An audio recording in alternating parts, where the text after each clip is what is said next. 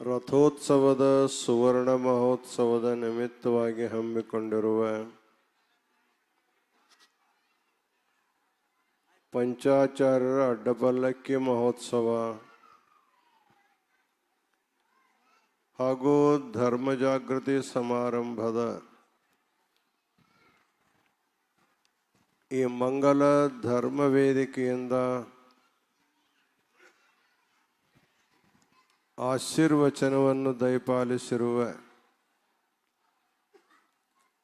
ಶ್ರೀಮದ್ ರಂಭಾಪುರಿ, ಶ್ರೀಮದ್ ಉಜ್ಜಯಿನಿ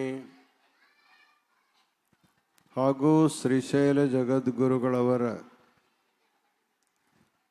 ಪವಿತ್ರ ಪಾದಾರವಿಂದಗಳಲ್ಲಿ ಅನಂತ ಭಕ್ತಿಯ ಪ್ರಣಾಮಗಳನ್ನು ಸಮರ್ಪಿಸಿ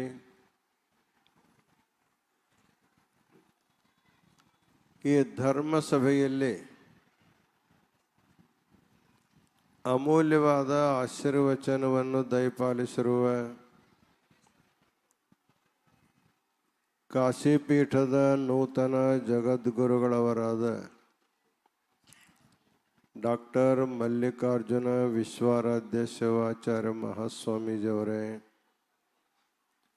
ಎಲ್ಲ ಕಾರ್ಯಕ್ರಮಗಳ ಕೇಂದ್ರ ಬಿಂದುಗಳಾದ ಮಠಾಧ್ಯಕ್ಷರು, ಶ್ರೇಷ್ಠ ಸಂಶೋಧಕರು, ವಾಗ್ಮಿಗಳು, ದಾರ್ಶನಿಕರು ಆದ ಡಾಕ್ಟರ್ ಕೊಟ್ಟೂರು ಬಸವೇಶ್ವರ ಶಿವಾಚಾರ್ಯ ಸ್ವಾಮೀಜಿಯವರೇ,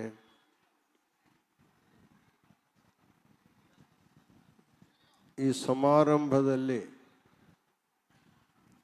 ಭಾಷಾ ಭಾಸ್ಕರ ಪ್ರಶಸ್ತಿಯನ್ನು ಪಡೆದಿರುವ ಶ್ರೇಷ್ಠ ಸಂಶೋಧಕರಾದ ಡಾಕ್ಟರ್ ಸಂಗಮೇಶ್ ಸೌದತ್ತಿಮಠರವರೇ, ಶಂಕರ್ ಬಿದ್ರಿಯವರೇ, ಎಲ್ಲ ಸತ್ಕಾರ ಮೂರ್ತಿಗಳೇ, ಅಡ್ಡಪಲ್ಲಕ್ಕಿ ಮಹೋತ್ಸವದಲ್ಲಿ ಕುಂಭ ಕಳಶಗಳನ್ನು ಹೊತ್ತು ಪಾಲ್ಗೊಂಡು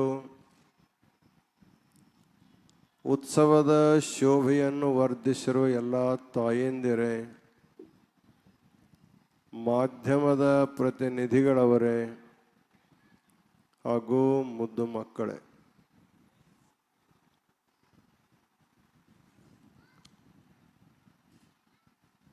ಬಹುತೇಕ ಎಲ್ಲರಿಗೂ ಮಾತು ಸಾಕಾಗಿಬಿಟ್ಟಾವ. ಯಾವಾಗ ಬಿಟ್ಟಾರೋ ಅಂತ ನಿಮಗೂ ಅನಿಸ್ತದ, ನಾವು ಯಾವಾಗ ಹೋದೆವು ಅಂತ ನಮಗೂ ಅನಿಸಕತ್ತದ. ಆದರೂ ಶ್ರೀಗಳವರು ಕಳೆದ ಅನೇಕ ತಿಂಗಳಿಂದ ಅತ್ಯಂತ ಪರಿಶ್ರಮವನ್ನು ಮಾಡಿ ನಾಡಿನ ಎಲ್ಲ ಭಾಗದ ಭಕ್ತರನ್ನು ಸಂಪರ್ಕಿಸಿ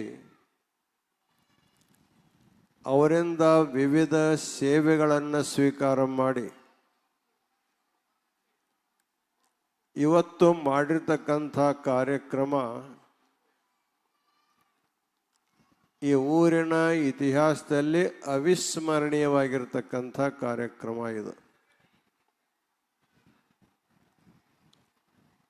ಇಂಥ ಅಭೂತಪೂರ್ವವಾದ ಕಾರ್ಯಕ್ರಮವನ್ನು ಮಾಡುವ ಉದ್ದೇಶ ಹೆಚ್ಚು ಹೆಚ್ಚು ಸಂಖ್ಯೆಯ ಜನರನ್ನು ಒಂದು ಸ್ಥಾನದಲ್ಲಿ ಕೂಡಿಸಿ ಅವರಿಗೆ ನಮ್ಮ ದೇಶದ ಶ್ರೇಷ್ಠವಾದ ತತ್ವಜ್ಞಾನವನ್ನು ತಿಳಿಸೋದೇ ಇದರ ಉದ್ದೇಶ. ಉತ್ಸವ ಪ್ರಿಯ ಖಲು ಮನುಷ್ಯ ಅಂತ ಹೇಳ್ತಾರೆ. ಮನುಷ್ಯನಿಗೆ ಉತ್ಸವ ಅಂದ್ರೆ ಬಹಳ ಪ್ರೀತಿ. ನಾವೆಲ್ಲ ನಿಮ್ಮ ಪ್ರೀತಿ ಎಷ್ಟು ಅನ್ನೋದನ್ನು ಪಲ್ಲಕ್ಕೆ ಕುತ್ಕೊಂಡು ನೋಡಿವಿ. ಎಷ್ಟು ಕಿಲೋ ಅಕ್ಕಿ ಹಾಕಿದ್ರೂ ಸಾತೇ ಇಲ್ಲ ನಮಗೆ. ಉತ್ಸವದಲ್ಲಿ ಅತ್ಯಂತ ಸಣ್ಣ ಸಣ್ಣ ಹಸುಗೂಸುಗಳು ಕೂಡ ಬಂದು ಆಶೀರ್ವಾದವನ್ನು ಪಡ್ಕೊಂಡವ. ಮುಪ್ಪಾನು ಮುದುಕರು ಕೂಡ ಬಂದು ಆಶೀರ್ವಾದವನ್ನು ಪಡ್ಕೊಂಡಿದ್ದಾರೆ. ಕಣ್ಣಿಗೆ ಆನಂದವನ್ನು ಕೊಡುವಂಥ ಉತ್ಸವದಲ್ಲಿ ಸಹಸ್ರ ಸಹಸ್ರ ಸಂಖ್ಯೆ ಜನರು ಪಾಲ್ಗೊಂಡು ಎಷ್ಟು ತೃಪ್ತರಾದ್ರೆ ಇನ್ನೇನು ಬೇಡ ಅನ್ನುವಷ್ಟು ತೃಪ್ತಿಯಾಗಿ ಹೋಗಿ ಕುಂತ್ಬಿಟ್ರು ಅವ್ರ ಮನೆಗೆ. ಇದೆಲ್ಲವನ್ನು ಮಾಡಿರ್ತಕ್ಕಂಥವ್ರು ನಮ್ಮ ಡಾಕ್ಟರ್ ಕೊಟ್ಟೂರು ಬಸವೇಶ್ವರ ಶಿವಾಚಾರ್ಯ ನಿಮ್ಮೆಲ್ಲರ ಸಹಕಾರದಿಂದ ಮಾಡಿದ್ದಾರೆ. ಮನುಷ್ಯನ ಬದುಕಿನೊಳಗೆ ಅನೇಕ ನೋವು ನಲಿವುಗಳು ಬರ್ತಾವೆ. ಬಹುತೇಕ ಎಲ್ಲರಿಗೂ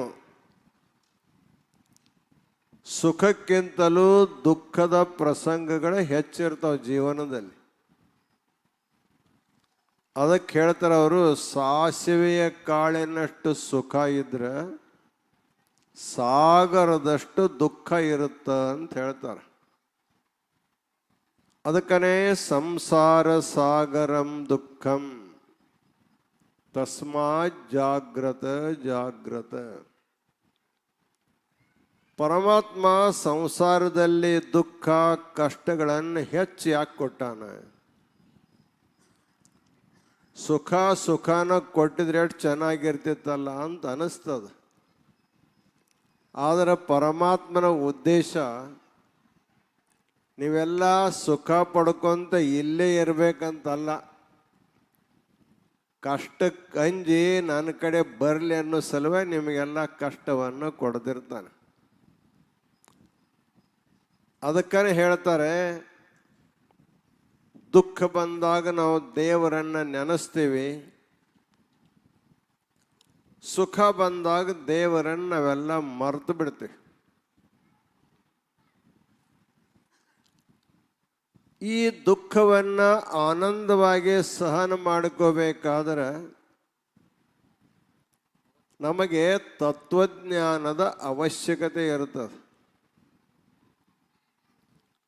ತತ್ವಜ್ಞಾನವನ್ನು ನಮ್ಮ ಋಷಿಗಳು ಯಾಕೆ ನಿರ್ಮಾಣ ಮಾಡಿದರು ಅಂದರೆ, ದುಃಖದ ಮಧ್ಯದಲ್ಲಿ ಇದ್ದನು ಕೂಡ ಆ ದುಃಖದ ಲೇಪವಾಗಲಾರದ ಹಾಗೆ ಸುಖವಾಗಿ ನಾವು ಬದುಕಬೇಕಾದ್ರೆ ನಾವೆಲ್ಲರೂ ತತ್ವಜ್ಞಾನವನ್ನು ಅಭ್ಯಾಸ ಮಾಡಬೇಕು. ಜಗದ್ಗುರುಗಳವರು ಸ್ವಾಮಿಗಳನ್ನು ಶಂಕರಾಚಾರ್ಯರಿಗೆ ಹೋಲಿಸಿದ್ದಾರೆ.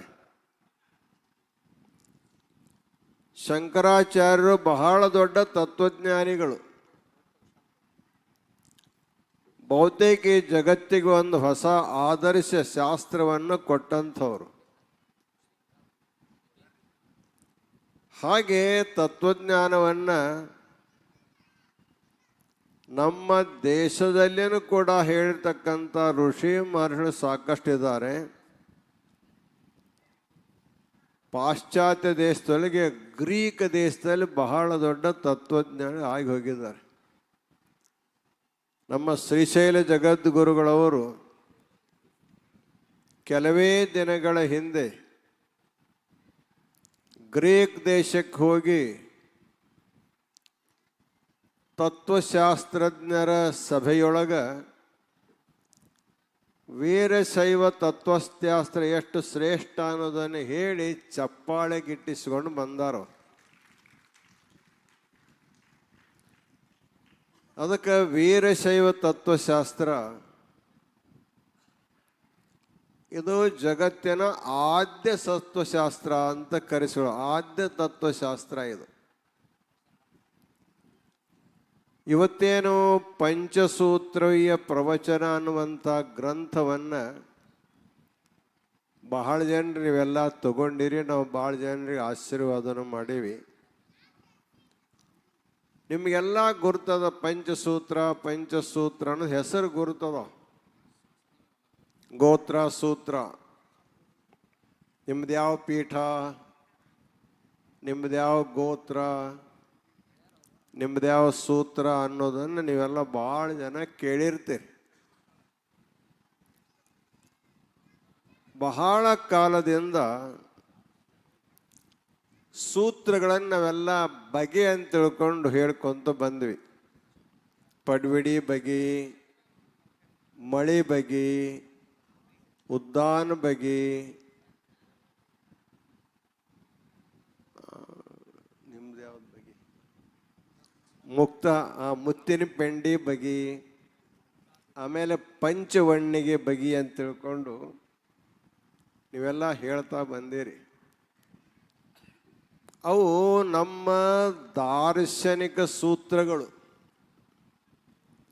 ಅದಕ್ಕನ ಪಡ್ವಿಡಿ, ವೃಷ್ಟಿ, ಲಂಬನ, ಮುಕ್ತಾಗುಚ್ಛ, ಪಂಚವರ್ಣ ಅನ್ನುವಂತಹ 5 ಸೂತ್ರಗಳವು.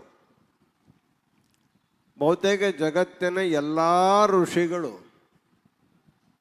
ಅದು ಬ್ರಹ್ಮಸೂತ್ರ ಇರ್ಬೋದು, ವ್ಯಾಕರಣ ಸೂತ್ರ ಇರ್ಬೋದು, ನ್ಯಾಯಸೂತ್ರ, ಸಾಂಖ್ಯ ಸೂತ್ರ, ಯೋಗ ಸೂತ್ರಗಳು ಅದಾವಲ್ಲ, ಇವೆಲ್ಲ ಸೂತ್ರಗಳು ನಿರ್ಮಾಣ ಆಗೋಕ್ಕಿಂತಲೂ ಮೊಟ್ಟ ಮೊದಲು ನಮ್ಮ ಆಚಾರ್ಯ ಬೋಧಿಸ್ತಕ್ಕಂಥ ಸೂತ್ರ ಪಂಚಸೂತ್ರಗಳು.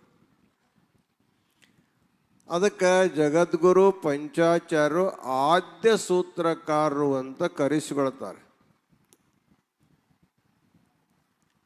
ಈ 5 ಸೂತ್ರಗಳ ಮುಖಾಂತರ ನಮ್ಮ ಆಚಾರ್ಯರು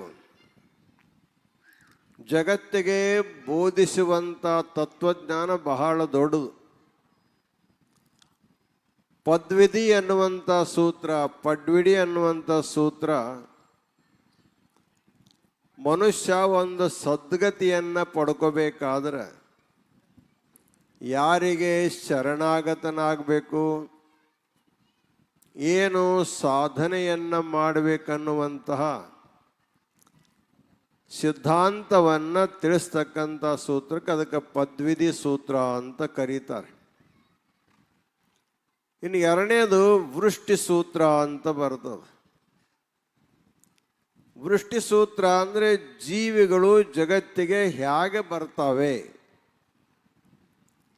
84 ಲಕ್ಷ ಪ್ರಕಾರದ ಜೀವಿಗಳು ಹುಟ್ಟುತ್ತವೆ, ಸಾಯ್ತವೆ, ಬದುಕ್ತವೆ. ಪರಂತು ಈ ಜೀವಿಗಳು ಜಗತ್ತಿಗೆ ಹೇಗೆ ಬರ್ತಾವ ಅನ್ನುವಂಥದ್ದನ್ನು ಆ ವೃಷ್ಟಿ ಸೂತ್ರ ಹೇಳ್ತದೆ. ನಾವೆಲ್ಲರೂ ಮಳೆಯ ಹನಿಗಳ ಮುಖಾಂತರ, ಮಳೆಗಾಲದಲ್ಲಿ ಆಕಾಶದಿಂದ ಬೀಳ್ತಕ್ಕಂಥ ನೀರಿನ ಹನಿಗಳಲ್ಲಿ ನಾವೆಲ್ಲ ಜೀವಿಗಳು ಬಂದಿರ್ತಾ ಇದ್ದೇವೆ. ಮುಂದೆ ನಾವೆಲ್ಲ ಕಡೆ ಹರಿತಾ ಹೋಗಿ ಎಲ್ಲಿ ನಮ್ಮ ಜನ್ಮ ತಾಳಬೇಕು ಅಲ್ಲಿ ಹೋಗಿ ನಾವು ಜನ್ಮವನ್ನು ತಾಳ್ತೀವಿ ಅನ್ನುವಂಥದ್ದನ್ನು ಜೀವಿಗಳ ಜೀವನದ ರಹಸ್ಯವನ್ನು ತಿಳಿಸ್ತಕ್ಕಂಥ ಸೂತ್ರ ಅದು ವೃಷ್ಟಿ ಸೂತ್ರ. ಮೂರನೇದು ಲಂಬನ ಸೂತ್ರ. ಅಂದರೆ ಈ ಜಗತ್ತನ್ನು ನಿರ್ಮಾಣ ಮಾಡಿರ್ತಕ್ಕಂಥ ಪರಮಾತ್ಮ ಎಷ್ಟು ದೊಡ್ಡವದಾನೆ, ಜಗತ್ತು ಎಷ್ಟು ದೊಡ್ಡದನ್ನು ನಮಗೆ ತಿಳ್ಕೊಳ್ಳೋದು ಭಾಳ ಕಷ್ಟ. ಒಬ್ಬ ಸೂರ್ಯನ ನಾವು ನೋಡೀವಿ ಅಂತ ಅನೇಕ ಸಾವಿರ ಸೂರ್ಯ ಅದಾರೆ. ಇಂಥ ಅನಂತ ಕೋಟಿ ಬ್ರಹ್ಮಾಂಡಗಳದಾವ ಅಂತ ಹೇಳ್ತಾರಲ್ಲ, ಇಂಥೆಲ್ಲವನ್ನು ಬ್ರಹ್ಮಾಂಡವನ್ನು ಸೃಷ್ಟಿ ಮಾಡಿರ್ತಕ್ಕಂಥ ಪರಮಾತ್ಮ ಎಷ್ಟು ದೊಡ್ಡವಾದನ ಅನ್ನೋದನ್ನು ಆ ಲಂಬನ ಸೂತ್ರ ತಿಳಿಸ್ತದೆ. ಇನ್ನು ಮುಕ್ತಾಗುಚ್ಛ ಅಂದರೆ ಈ ಜಗತ್ತಂದ್ರೆ ಏನು ಅಂದರೆ 36 ತತ್ವಗಳೆಂಬ ಮುತ್ತಿನ ಗೊಂಚಲು ಅನ್ನುವಂಥದ್ದನ್ನು ತಿಳಿಸ್ಕೊಡ್ತದೆ. ಇನ್ನು ಪಂಚವರ್ಣ ಸೂತ್ರ ಏನು ಬರ್ತಲ್ಲ, ಅದು ಈ ಸಂಸಾರದಲ್ಲಿ ಬಂದಿರತಕ್ಕಂಥ ಜೀವಾತ್ಮ ನಾನೇ ಪರಮಾತ್ಮ ಅನ್ನೋದನ್ನು ಅರ್ಥ ಮಾಡಿಕೊಂಡು ಹೇಗೆ ಜೀವ ಶಿವನ ಆಗ್ತಕ್ಕಂಥದ್ದನ್ನು ತಿಳಿಸ್ತದೆ. ಹೀಗೆ ಜಗತ್ತಿಗೆ ದಾರ್ಶನಿಕ ಶಾಸ್ತ್ರವನ್ನು ಬೋಧಿಸಿರತಕ್ಕಂತಹ ಜಗತ್ತಿನ ಆದ್ಯ ಸೂತ್ರಗಳನ್ನು ಕಾಶಿ ಜಗದ್ಗುಳವರು ಸಂಶೋಧನೆ ಮಾಡಿ ಅನೇಕ ಶಾಸ್ತ್ರಗಳ ಆಧಾರವನ್ನಿಟ್ಟುಕೊಂಡು ಸುಮಾರು 1000 ಪುಟಗಳಲ್ಲಿ ಅದನ್ನು ವಿಸ್ತಾರವಾಗಿ ವರ್ಣನೆ ಮಾಡಿ ಬರೆದು, ಅದು ತಾತ್ವಿಕ ಗ್ರಂಥವಾಗಿದ್ದರೂ ಕೂಡ ಓದ್ತಾ ಹೋದರೆ ನಿಮಗೆಲ್ಲ ತಿಳಿತಾ ಹೋಗ್ತಾ ಬಹಳ ಸರಳಕರಣವಾಗಿ ಮಾಡಿ ಬರೆದಿರ್ತಕ್ಕಂಥದ್ದು. ಇಂಥ ತತ್ವಶಾಸ್ತ್ರದ ನಮ್ಮ ಕೊಟ್ಟೂರು ಬಸವೇಶ್ವರ ಶಿವಾಚಾರ್ಯ ಸ್ವಾಮಿಗಳು ಕೂಡ ಕರ್ನಾಟಕ ವಿಶ್ವವಿದ್ಯಾಲಯದ ತತ್ವಶಾಸ್ತ್ರ ವಿಭಾಗದ ಮುಖ್ಯಸ್ಥರಾಗಿ ಇವತ್ತಿಗೂ ಕೂಡ ಕಾರ್ಯವನ್ನು ಮಾಡ್ಕೊಂಡು ಬರ್ತಾ ಇದ್ದಾರೆ. ಅವರು ಯಾಕೆ ಹೇಳಿದ್ರಂದ್ರೆ ಕಷ್ಟ ಎಲ್ಲರಿಗೂ ಬರ್ತಾವಂತ ತಿಳಿಯಕ್ಕೆ ಹೇಳ್ಯಾರ ಹೊರತಾಗಿ ಅವ್ರಿಗೇನು ಕಷ್ಟ ಇಲ್ಲ ಅನ್ನುವಂಥದ್ದು ನಾವೆಲ್ಲ ಅರ್ಥ ಮಾಡ್ಕೋಬೇಕು. ಯಾಕಂದ್ರೆ ತತ್ವಜ್ಞಾನಿಗಳಿಗೆ ಯಾವ ಲೌಕಿಕ ಕಷ್ಟವೂ ಏನೂ ಮಾಡಲಿಕ್ಕೆ ಸಾಧ್ಯವಾಗೋದಿಲ್ಲ.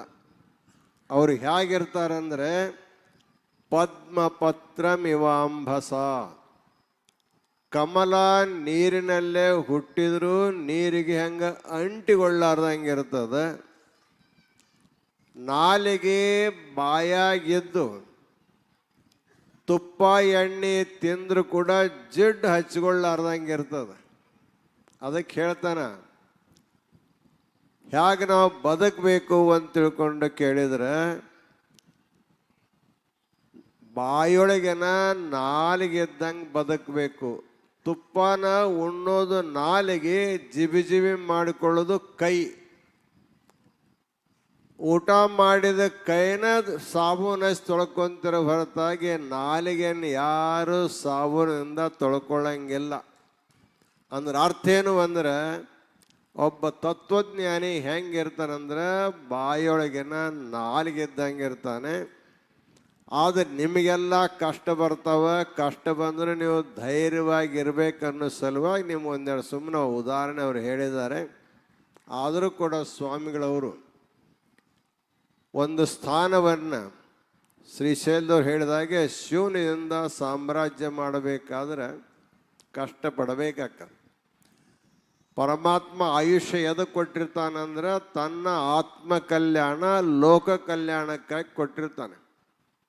ಅವ್ರ ಆತ್ಮ ಕಲ್ಯಾಣಕ್ಕೇನು ಭಾಳ ಟೈಮ್ ಬೇಕಾಗಿಲ್ಲ. ಶಿವೋಹಂ ಅಂದ್ರೆ ಆತ್ಮ ಕಲ್ಯಾಣ ಆಗಿಬಿಡ್ತು.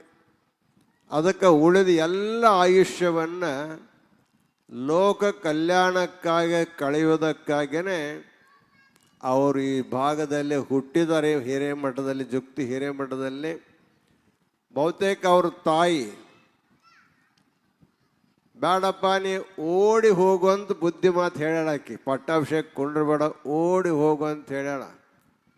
ಯಾಕೆ ಓಡಿ ಹೋಗುವಂತಾಳೆ ತಿಳಿಲಾರ್ದಕ್ಕೆ ಉಳಿದಾರ ಅವ್ರು, ಇಲ್ಲಾಂದ್ರೆ ಓಡಿ ಹೋಗಬೇಕಿದ್ರು. ಆದರೆ ಓಡಿ ಹೋಗಿಲ್ಲ. ಯಾಕಂದ್ರೆ ಇಷ್ಟೆಲ್ಲ ಕೆಲಸ ಮಾಡೋದಲ್ಲ, ಅವ್ರು ಓಡಿ ಹೋಗಿರು ಮತ್ತಾರು ಮಾಡ್ತಾಯಿದ್ರು. ಅಂತೂ ಜುಕ್ತಿ ಹಿರೇಮಠ ಇದು ಕಾಶಿಪೀಠದ ಜ್ಞಾನ ಸಿಂಹಾಸನದ ಶಾಖಾ ಮಠವಾಗಿದ್ದಕ್ಕೂ ಏನು ಸಾರ್ಥಕ ಅಂದರೆ, ಈ ವಂಶದಲ್ಲಿ ಹುಟ್ಟಿದ್ರೆಲ್ಲರೂ ತಪಸ್ವಿಗಳು, ದೊಡ್ಡ ದೊಡ್ಡ ಜ್ಞಾನಿಗಳಾಗಿ ಹೋಗಿದ್ದಾರೆ. ಇವತ್ತಿನವರೆಗೆ, ಅಂದಿನಿಂದ ಇಂದಿನವರೆಗೆ ಕಾಶಿಪೀಠದ ಶಾಖಾ ಮಠ ಅಂತ ಹೇಳಿಕೊಳ್ಳಲಿಕ್ಕೆ ಸಾರ್ಥಕವಾದ ಮಠ ಅಂದರೆ ಅದು ಜುಕ್ತಿ ಹಿರೇಮಠ ಅಂತ ಹೇಳಲಿಕ್ಕೆ ಭಾಳ ನಮಗೆ ಸಂತೋಷ ಅನ್ನಿಸ್ತದೆ. ಅದಕ್ಕೆ ಶ್ರೀಗಳವರು ವಿಶ್ವವಿದ್ಯಾಲಯದ ಎಲ್ಲ ಕಾರ್ಯಕಲಾಪಗಳನ್ನು ತಪ್ಪಲಾರದೆ ಮಾಡ್ತಾ ತಮ್ಮ ಪಾಲಿನ ಧಾರ್ಮಿಕ ಕಾರ್ಯಕ್ರಮಗಳು ಕೂಡ ತಪ್ಪಲಾರದೆ ಮಾಡ್ಕೊಂಡು ಬಂದಿದ್ದಾರೆ. ನಾವು ಗದಗಿನೊಳಗೆ ಸಿದ್ಧಾಂತ ಶಿಖಾಮಣಿಯ ಆಶೀರ್ವಚನ ಕಾರ್ಯಕ್ರಮ ಮಾಡುವಂಥ ಸಂದರ್ಭದಲ್ಲಿ ಸ್ವಾಮಿಗಳವರು ದಿನಾಲೂ ಧಾರವಾಡದಿಂದ ಬರಬೇಕವ್ರು. ಸಾಯಂಕಾಲಕ್ಕೆ ಕಾಲೇಜ್ ಮುಗಿಸ್ಕೊಂಡು ಬಂದು ತಮ್ಮ ಪ್ರಾಸ್ತಾವಿಕ ಪ್ರವಚನವನ್ನು ಮಾಡಿ ಬೆಳಗಿನ ಪ್ರವಚನದಲ್ಲಿ ಪಾಲ್ಗೊಂಡು ಮತ್ತೆ ಧಾರವಾಡಕ್ಕೆ ಹೋಗ್ಬೇಕು, ಮತ್ತು ಸಾಯಂಕಾಲಕ್ಕೆ ಬರಬೇಕು. ಹೀಗೆ ತಮ್ಮ ವೃತ್ತಿಪರವಾದ ವ್ಯವಹಾರಕ್ಕೂ ಧಕ್ಕೆ ಬಾರದ ಹಾಗೆ ತನ್ನ ಪಾಲಿನ ಧಾರ್ಮಿಕ ವ್ಯವಹಾರಕ್ಕೆ ಚ್ಯುತಿ ಬಾರದ ಹಾಗೆ ನಡೆದುಕೊಂಡಿರ್ತಕ್ಕ